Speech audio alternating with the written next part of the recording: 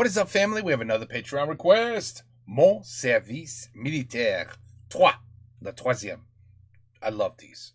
Excellent, excellent, excellent. The animation, the story, the guy, the actual main character. I love it all.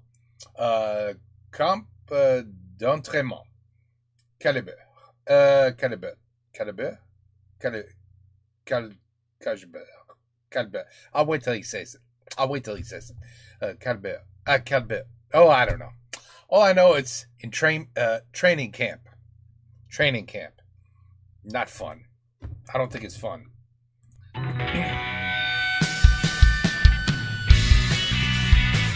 12 années sous les drapeaux à servir les intérêts de la France. Une carrière courte mais fascinante où ont alterné les moments de bonheur intense et les phases de grande souffrance. Une période si proche qui pourtant me semble déjà si lointaine. Une expérience dont je ne suis pas vraiment sorti indemne. L'armée m'a beaucoup pris, mais elle m'a également beaucoup donné. Si je suis ce que je suis, c'est grâce ou à cause de l'armée. Frères et sœurs qui avez choisi l'uniforme pour honorer votre patrie, à jamais vous avez mon respect. L'amour du soldat pour l'armée n'est pas réciproque. Le soldat le sait, mais il s'en moque. De mon incorporation à mon retour à la vie civile, depuis la forêt noire jusqu'au vignoble charentais, des montagnes de Yougoslavie aux forêts de la Côte d'Ivoire, je vous offre ma vie de soldat, je vous offre mon histoire. Voici les chroniques du guerrier de l'Apocalypse. Eratom. Avant de rentrer dans le vif du sujet, je voudrais réparer une erreur monumentale que j'ai commise dans l'épisode précédent quand j'ai parlé d'un certain Moise, soldat homosexuel. Il s'avère qu'à ma grande surprise, le Moise m'a contacté pour m'expliquer qu'il était abonné à ma chaîne et qu'il adorait mes vidéos. J'ai fait mon service à la fin du siècle dernier. Vous voyez les enfants, et Cache-Beut, il a fait son service militaire avec papa. Il n'était pas un homo. Le Moise en a profité pour m'informer qu'il devait y avoir erreur sur la personne car il n'avait jamais été homosexuel. Mon pote Moise, lui, il était amoureux de mon pote Bac. D'ailleurs, il en a mis du temps à... Oh shit, that's great. n'avait jamais été homosexuel. Mon pote Moise, lui, il était amoureux de mon pote Bac. D'ailleurs, il en a mis du temps à nous l'avouer qu'il était gay, le Moise. Eh maman, pourquoi Cache-Beut dit que papa il est pédé? Papa, t'es pédé? Oh, ça va, je me suis planté de nom, c'était il y a plus de 20 ans, c'est pas la fin du monde. Donc rassurez-vous, madame Moise, non, votre mari n'est pas homosexuel et il ne s'est pas marié avec vous par erreur. Vous voyez, il a dit que c'était pas moi, vous pouvez arrêter vos conneries maintenant. Les camps C'est excellent. d'entraînement. Les séjours en camp d'entraînement étaient une composante essentielle de ma vie d'appelé du contingent. Au cours de mes 2 années de service militaire dans l'armée de terre, j'ai fait 5 séjours en camp d'entraînement. Mon régiment se trouvait à Aachen, en Allemagne. J'ai donc fait 4 fois le camp d'entraînement de Beach qui se trouvait à une centaine de kilomètres. Mais mon premier camp, je l'ai fait à Kellus, situé à 1000 kilomètres de mon régiment. Et comment on les a fait les 1000 kilomètres? En camion, dans ces grosses merdes de caté qui avancent pas, assis sur des bancs en bois, sans ceinture de sécurité évidemment. Ouais, le confort c'était un peu comme les normes de sécurité. Dans l'armée de terre, ils avaient vaguement entendu parler du concept, mais ils pensaient que c'était une sorte de légende urbaine. Les séjours en camp étaient toujours très amusants car ils se focalisaient sur l'enseignement purement militaire. Pour moi, aller en camp d'entraînement était toujours une bonne nouvelle car bien que les activités soient très variées, une grande partie de l'emploi du temps consistait à utiliser toutes sortes de flingues et d'explosifs. Sujet sur lequel je vais me concentrer dans cette vidéo. Les mitrailleuses. Le rôle principal d'une mitrailleuse est d'effectuer du tir de suppression, c'est-à-dire balancer la sauce avec un feu nourri pour obliger l'ennemi à se protéger et ainsi limiter ses déplacements et sa capacité à faire feu. Car oui, c'est un réflexe naturel, quand on se fait allumer par une mitrailleuse, on a tendance à se planquer. Dans mon régiment, on utilisait 2 types de mitrailleuses. La mitrailleuse légère ANF1 de calibre 308 ou 7,62 et la mitrailleuse lourde Browning M2 de calibre 50 ou 12,7. Ooh, that caliber 50. Ooh, boy. I would not want that shooting at me. Il était donc logique d'apprendre à maîtriser ce type d'armement, et je ne vous cache pas que tirer avec ce genre de pétoire procure un sentiment de puissance particulièrement grisant. Oh putain, c'est génial! Et je voudrais que ça s'arrête jamais! Le fusil lance-grenade. Figurez-vous que le FAMAS n'est pas seulement un fusil d'assaut, c'est également un fusil lance-grenade. Il y a 2 façons de tirer les grenades à fusil avec le FAMAS, le tir en cloche et le tir tendu. Le tir en cloche. Voici la position pour le tir en cloche. On utilisait des cartouches de lancement spécialement conçues pour le tir de grenade. Elles étaient dépourvues de projectiles et ne contenaient que de la poudre afin de propulser la grenade. Pour viser, on utilisait cet organe, l'alidade de tir en cloche, qui une fois aligné horizontalement permettait de donner au FAMAS une inclinaison de 74 ou 45 degrés. Pour obtenir la distance de tir en mètres, on déplace la bague mobile sur l'écran gradué du canon. Il faut multiplier le chiffre du cran par 10 avec un angle de 74 degrés et... Oh, c'est facile. Et par 20 avec un angle de 45 degrés. Bon, c'est un peu compliqué, donc je vais vous donner des exemples. Pour tirer une grenade à 80 mètres, tu mets le FAMAS à 74 degrés et tu utilises la graduation 8. Pour un tir à 220 mètres, tu mets le FAMAS à 45 degrés et tu utilises la graduation 11. Une fois la bague ajustée, on enfonce la grenade qui se cale sur la bague. On dégoupille, on tire, et hop, plus de communistes. Ce type de tir était rigolo car il transformait le soldat moyen en apprenti artilleur. Le tir tendu. Le tir tendu, c'était encore plus rigolo parce que là, on utilisait des grenades anti-véhicules qu'on tirait sur des épaves de chars. La visée se faisait grâce à l'alidade de tir tendu, ce petit dispositif dépliable présent sur la poignée garde-main. Cette alidade disposait de 2 niveaux de hauteur correspondant à des distances de tir de 75 et 100 mètres. Un truc super flippant avec ce type de grenade, c'est que c'était des PAB, pièges à balles. Ça signifie que pour les lancer, on utilisait des vraies cartouches, et c'est l'énergie cinétique de la balle qui propulse la grenade en se calant dans le culot blindé. Le truc très amusant avec le tir tendu de grenade anti-véhicule, c'est qu'il y a un recul monstrueux. C'est pour ça qu'on adopte cette position de tir étrange qui permet d'absorber le recul si on s'y prend bien, comme ce soldat. Malheureusement, si on verrouille pas assez bien la position, on tombe sur le cul si on tire en position à genoux. Oh shit. What? We gotta look at that guy again. Recul si on s'y prend bien, comme ce soldat. Malheureusement, his position. He's too high up. Si on verrouille pas assez bien la position, on tombe sur le cul si on tire en position à genoux. Si on ne maîtrise pas le recul, l'arme peut vous échapper des mains, ou pire, vous fracturer le nez, ou même vous éclater le front avec la poignée garde-main. Si en camp d'entraînement, vous croisez un bidasse qui a 2 traits rouges au niveau des sourcils, vous pouvez être certain qu'il a tiré au fusil lance-grenade récemment. Les charges explosives. On a fait péter des charges de 250 grammes de TNT. Tu l'enterrais, t'installais la mèche, t'allais te planquer à perpète, tu déclenchais avec un bout de feu et t'attendais. A few moments later. Ça pétait et ça faisait un gros trou. Ah ben c'était très intéressant. Les grenades à main. Il existe tout un tas de grenades à main différentes. Grenades d'exercice, fumigènes, incendiaires, offensives, défensives, aveuglantes, lacrymo et j'en passe et des meilleurs. Voilà comment se passait l'entraînement au lancer de grenades. T'étais derrière un abri avec un instructeur, il te filait une greu, tu tenais la grenade de façon à ce que la cuillère reste en place. Alors on appelle ça une cuillère parce que sur certains anciens modèles de grenades, ça ressemblait vraiment à une cuillère. Tu dégoupillais, la goupille sert à maintenir la cuillère en place. Tu lançais, à ce moment la cuillère se barre et la grenade s'amorce. Tu regardais où la grenade tombait, et là tu te planquais en attendant que ça pète. J'ai utilisé 3 types de grenades pendant mon service militaire, offensive, défensive et exercice. Lors d'un lancer, il faut être très sérieux car les grenades à main font partie de ces trucs avec lesquels il est très facile de faire une connerie, surtout en situation de stress. Regardez, je dois lancer une grenade. It was at this moment that he knew.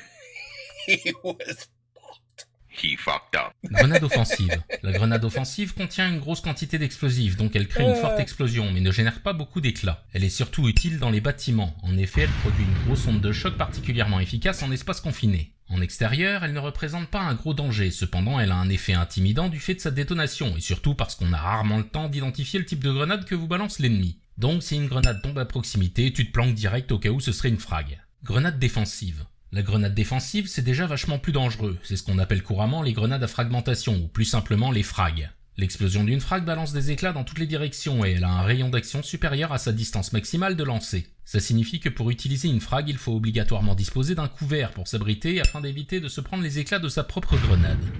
Grenade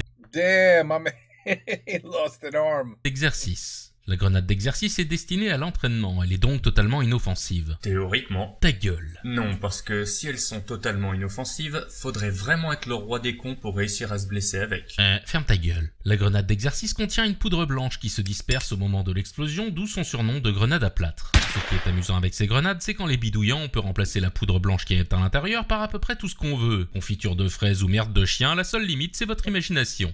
La guéguerre. Une des activités particulièrement amusantes en camp d'entraînement, c'était le combat. On jouait des scénarios d'escarmouches. On apprenait à se camoufler dans la végétation, à se déplacer discrètement, à monter des embuscades, on se tirait dessus avec des balles à blanc et on se balançait des grenades d'exercice. C'était le pied. Bon, tu leur racontes comment t'as fini à l'hôpital? Non, parce qu'elle est rigolote cette histoire. Tu fais chier.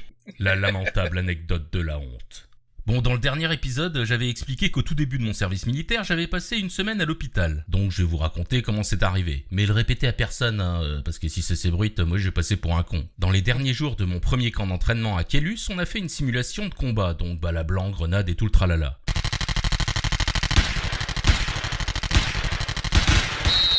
Pas d'exercice. Ouais, on a gagné. On vous a tous buté, bande de nuls. C'est même pas vrai. C'est nous qu'on vous a crevé, bande de lopettes. Ouais, tu triches, je vais le dire au sergent. Oh, le faillot. C'est celui qui dit qui est. Ta gueule, faillot. Ouais, bah tu vas voir ce qu'il va te mettre le faillot. Oh putain, j'en ai marre de tous ces abrutis, vivement qui suppriment le service militaire. Quand l'exercice a pris fin, je faisais partie des quelques troufions désignés volontaires pour nettoyer la zone, c'est-à-dire ramasser les cadavres de grenades d'exercice qu'on s'était jetés à la tronche juste avant. Une fois la corvée terminée, on est retourné dans le camion pour poser nos tas de grenades. Je prends ma musette pour y chercher ma gourde et boire un coup quand soudain je vois une grenade d'exercice rouler à mes pieds. En temps normal, dans ce genre de situation, tu sautes du camion en criant « Grenade !» Mais là j'ai joué de malchance, toutes les conditions étaient contre moi. Ça faisait plus de 10 jours que j'étais au camp et le camp c'est crevant, tu dors très peu, tu passes tes journées à crapahuter, donc au bout de 10 jours à ce rythme t'es mort de fatigue. 2, c'était le tout début de mon service militaire et j'avais pas encore assimilé les actes réflexes. Et 3, il y avait des grenades partout dans ce putain de camion, comment je pouvais savoir qu'un bâtard de sous-officier avait piégé ma musette? Moi à cet instant j'ai juste pensé à une chose en voyant rouler la grenade. Ouais, comment elle est en trop bon état celle-là? Je vais la mettre de côté et la ramener chez moi en juif. It was at this moment he should have known. It fucked up. Oh putain, j'entends plus rien. J'ai très mal à la main. Et voilà comment on finit sous perf à l'hôpital pendant une semaine pour essayer de récupérer son audition. La morale de cette histoire, c'est que quand tu vois une grenade par terre, peu importe de quel type de grenade il s'agit, il faut pas la ramasser. Parce que ramasser une grenade, c'est toujours une mauvaise Pas une bonne idée. Les mines antipersonnelles. En 1997, la France a signé la Convention sur l'interdiction des mines antipersonnelles. Mais autant vous le dire tout de suite, c'est un peu comme la Convention de Genève. Beaucoup de pays ont signé, mais tout le monde s'en branle. Du coup, pendant toute la durée de mon service militaire, on a manipulé des miapèdes. Alors parmi toutes les joyeuses saloperies mises au point et fabriquées par les industries d'armement françaises pour massacrer des gens, sur l'échelle de la dégueulasserie, la miapède est très bien placée. La mine antipersonnelle à effet dirigé est un bloc d'explosifs garni de 500 petites billes métalliques qui se diffusent sur un angle de 60 degrés à une distance de 30 mètres. Tu poses ta mine, tu tires un petit fil qu'il faut vraiment avoir le nez dessus pour le voir, et hop, le premier qui casse le fil, il gagne le jackpot. It was at this moment that he knew. He fucked up.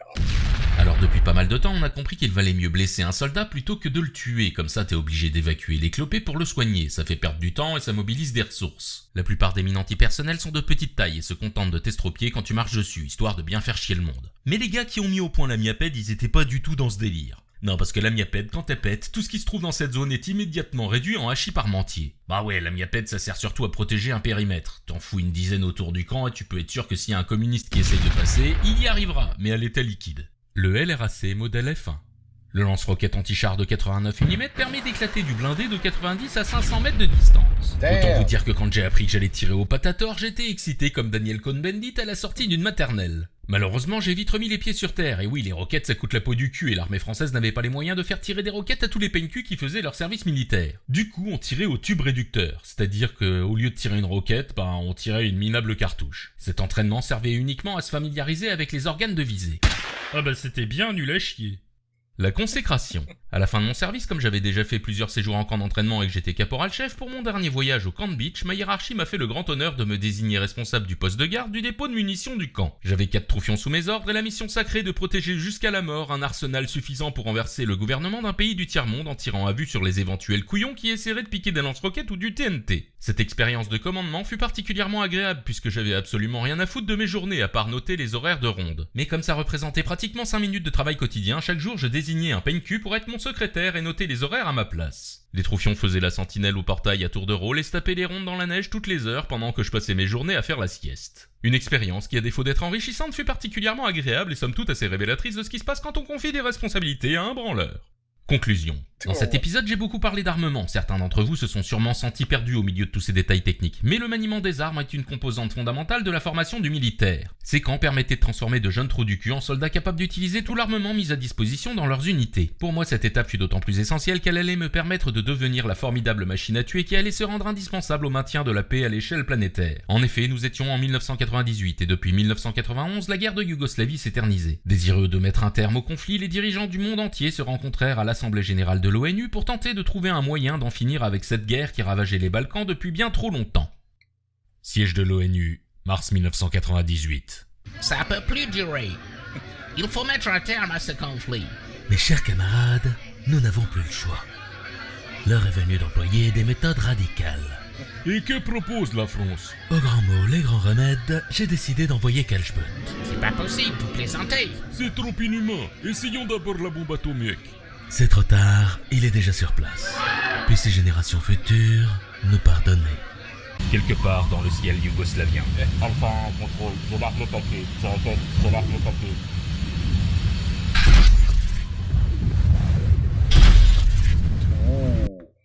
The killing machine.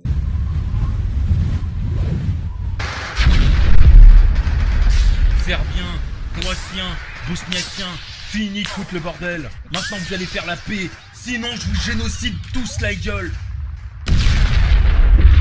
Ok les filles, vous voulez la jouer hard? On va la jouer hard.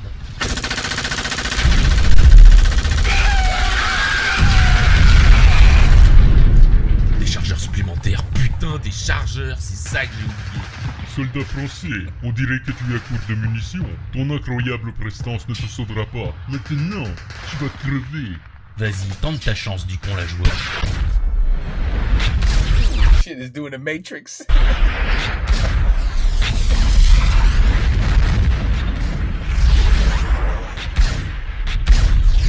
Ne ratez pas le prochain Very well done. épisode des Chroniques du Guerrier de l'Apocalypse. Yougoslavie Holocauste. That's the next one, huh?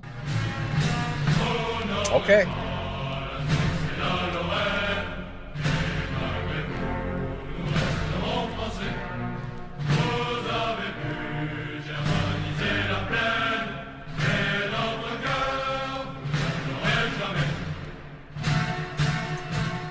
That's right. Killing Machine. Anyway, training camp. Yep, that's where they're built, folks. That's where it begins. Where they try to mold you into that killing machine that he's talking about. These are so good, though. Man, I loved his stories. I love his animation. I love his comedy. I love the way he talks. This guy's just all around great. I love him. You get that idea that I like him? Yeah, he's really good. Je suis pas. Je suis marié avec une femme. Just saying. Just don't confuse me. Je te dis, je t'aime. I love you, but, take it easy. Je suis marié. Okay, anyway. Episode 4, ça arrive bientôt. Take care. Peace out. À la prochaine.